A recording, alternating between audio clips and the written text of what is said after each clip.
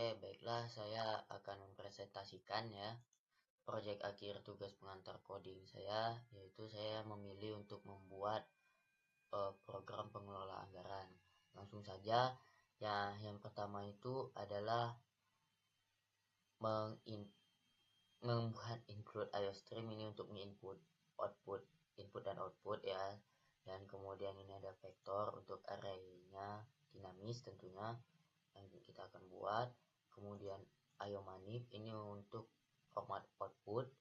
Kemudian SSstring dan string ini untuk memanipulasi stringnya, tipe data string itu sendiri yaitu teks, dan ini untuk SS ini untuk manipulasinya, dan ini untuk string.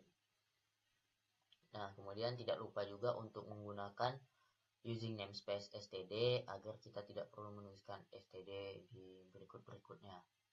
Nah, langsung yang pertama itu kita akan membuat fungsi untuk format angka dengan titik ribuan dan tambahkan titik setiap 3 digit dari belakang. Nah, ini agar hasilnya itu sesuai dengan yang kita inputkan ataupun angka yang kita kenal lah, ada nolnya jumlahnya 6 atau 5 dan ada titiknya, karena jika tidak itu hasilnya dia akan seperti misalnya angka 1 juta itu jadi 1E plus 1E06 gitu ya. Kita dengerin ya, semoga aja dengeran nggak kekecilan. Nah, kemudian itu ya penggunaannya yaitu menggunakan return string dan parameter double. Kemudian kita membuat stringnya untuk dikonversi. Nah, kemudian di sini programnya itu akan masukkan angka ke SS stringnya, dan di sini bisa dikonversikan ke string, dan ini akan menghasilkan string hasil akhirnya, resultnya sesuai dengan yang kita program sebelumnya, yaitu untuk angka dengan titik ribuan. Ini incount-nya ini untuk penghitung digit. Nah, kemudian kita tambahkan titik juga untuk setiap 3 digit dari belakang. Nah, ini pokoknya itu untuk menambahkan digit di depan dan tambah hitungan digitnya di sini. Nah, di sini itu tuh untuk setiap 3 digit dan bukan digit pertama. Dan tambah akan mengeluarkan hasilnya beserta titiknya, nambah titik. Dan di sini ya untuk result counternya aja. Nah, return result ini untuk mengembalikan string yang sudah diformat. Nah, lanjut itu untuk ke struktur transaksinya. Di sini kita menggunakan struk ya, definisi tipe data baru, dan di sini kita masukkan variabelnya, yang dimana nanti dia akan mengeluarkan ya jenisnya. Yang pertama kita akan pilih mungkin itu pemasukan atau pengeluaran, kemudian double jumlahnya ini akan menunjukkan jumlah angkanya, jumlah uang, dan di sini untuk keterangannya atau deskripsinya. Kemudian ini untuk tampilan menunya bisa dilihat di sini kita menggunakan fungsi tanpa return value ya, menggunakan void.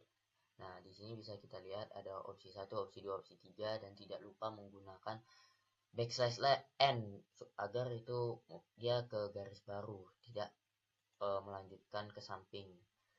Nah, ini bisa ada opsi 1 sampai habis. Nah, di sini kita fungsi untuk menambah transaksi. Nah, fungsinya itu nambah transaksi sendiri itu menggunakan parameter data, vektor by reference, dan jenis string. Misalnya transaksinya ini di sini akan membuat objek transaksi baru dan di set dari jenis parameter. Nah, misalnya ini masukkan jumlah uangnya. Di sini akan diinputkan jumlah dan kemudian akan mengeluarkan keterangan ya. Nah, ini juga bisa digunakan di baris ini ya. Itu bisa menginput string dengan spasi. Dan terakhir ini akan mentambah ke akhir vektor. Nah, berhasil dan transaksi pun berhasil ditambahkan. Kemudian fungsi untuk menampilkan semua transaksi. Nah, ini adalah menggunakan void juga ini masih gitu kan. Dan ini adalah if-nya jika dia akan mengecek apakah vektor kosong. Jika kosong itu akan mengeluarkan belum ada. Baiklah, izin melanjutkan ya. Tadi maaf karena biasa screen recordernya kepenuhan ya, jadi baru bisa kita lanjutkan. Nah, tadi itu kan sampai di pengecekan ini ya, di ini vektornya apakah kosong ya. Kemudian jika kosong kan dia akan menunjukkan belum ada transaksi dan akan keluar fungsi lebih awal. Nah, kemudian jika ada transaksinya dia akan mengelup semua elemen, kemudian menomor urutkannya, memanggil sesuatu fungsi format itunya, dan mana astagfirullah, salah yang ini.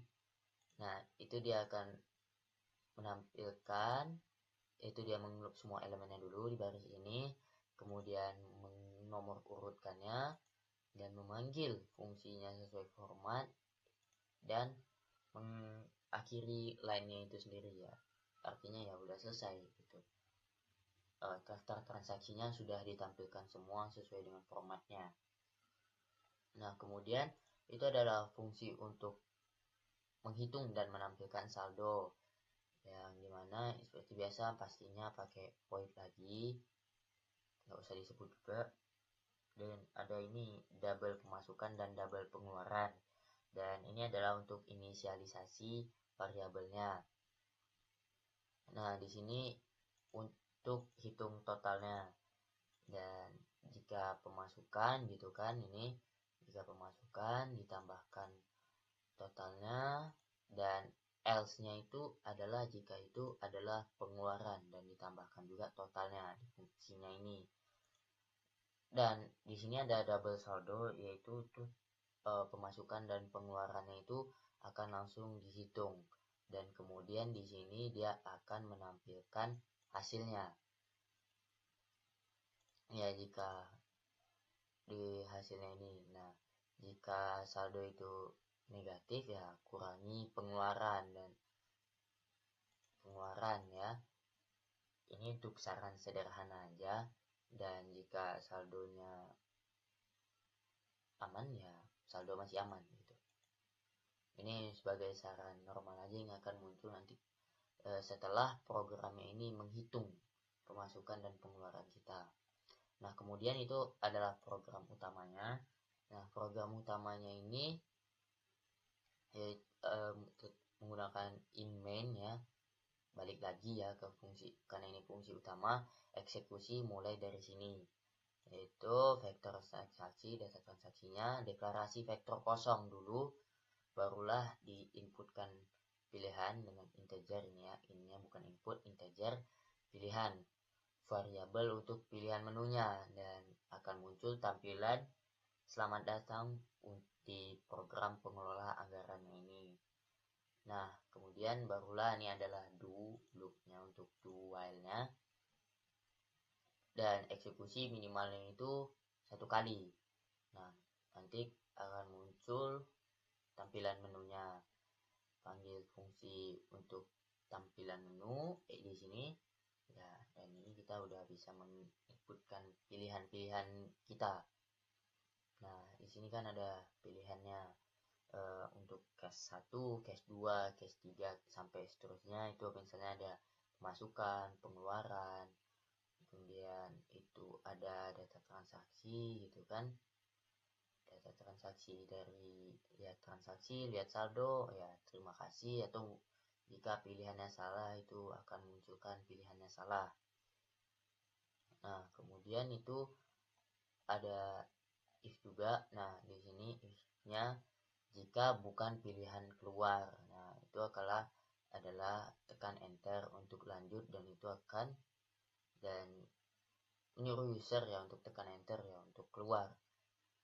Dan ini adalah dibikin while ini pilihan 5 ya, itu slow untuk loop selama bukan pilihan 5. Dan terakhir itu adalah return 0 untuk menandai program ini sudah selesai dan berhasil.